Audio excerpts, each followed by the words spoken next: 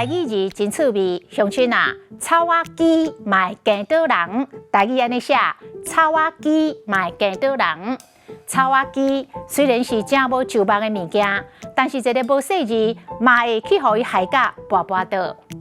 唔通看人无，古早人咧讲草仔鸡卖见到人，有当时小猪啊，嘛会互你踢到铁棒，食到羹。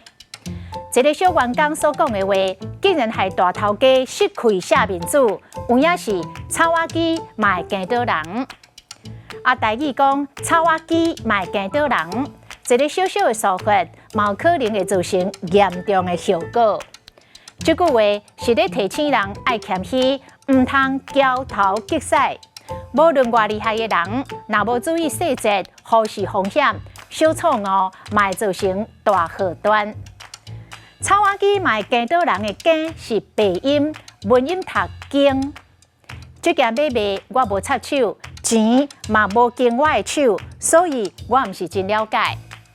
我不是互阮小弟甲我经体讲，我唱歌袂输是咧念经同款。人体有12条的经脉，每一条拢对应一个运行上活条的时辰，只要按照着规律的时间来活动，都有养生的功效。今仔日的台语字，草仔鸡卖见到人，实在真趣味。